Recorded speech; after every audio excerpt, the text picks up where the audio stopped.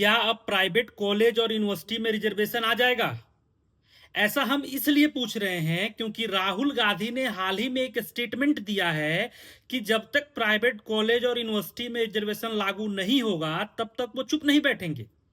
वो कहते हैं कि हर हाल में रिजर्वेशन दिलवा कर रहेंगे। चलिए पहले उनका स्टेटमेंट सुनते हैं। हिंदुस्तान का कानून है कि प्राइवेट कॉलेजेस और यूनिवर्सिटीज में आरक्षण होना चाहिए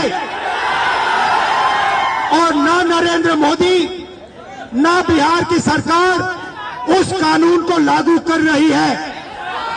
इसीलिए हम उन पर दबाव डालेंगे और जब तक, मैं बता रहा हूं, जैसे मैं यहां आया हूं ना, रोक नहीं पाए वैसे ही नहीं रोक पाएंगे जब तक इन्होंने प्राइवेट इंस्टीट्यूशंस में रिजर्वेशन नहीं किया तब तक हम आगे बढ़ते जाएंगे, लड़ते जाएंगे।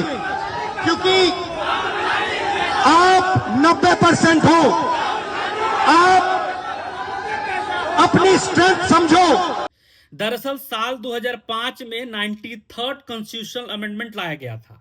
उस समय कांग्रेस की गवर्नमेंट थी और राहुल गांधी भी उसी पार्टी में थे। ये गवर्नमेंट 2014 तक रही। इस अमेंडमेंट में लिखा गया था कि अगर पार्लियामेंट चाहे तो प्राइवेट कॉलेज और यूनिवर्सिटी में भी रिजर्वेशन लागू कर सकता है। अब सवाल यह है कि जब उस समय राहुल गांधी की पार्टी गवर्नमेंट में थी तो उन्होंने उस वक्त प्राइवेट कॉलेज और यूनिवर्सिटी में रिजर्वेशन क्यों नहीं लागू किया? असल में बात यह है कि ये लोग सिर्फ वोट के लिए आम लोगों को कंफ्यूज करते हैं और जब खुद पावर में होते हैं तो बोलते हैं कि इसका इंप्लीमेंटेशन पॉसिबल नहीं है। रियलिटी ये है कि प्राइवेट कॉलेज और यूनिवर्सिटी में रिजर्वेशन प्रैक्टिकल पॉसिबल ही नहीं है। आप सोचिए कि प्राइवेट कॉलेज की फीस बहुत ज्यादा होती है और रिजर्वेशन उन लोगों के लिए होता है जो सोशली और इकोनॉमिकली कमजोर होते हैं।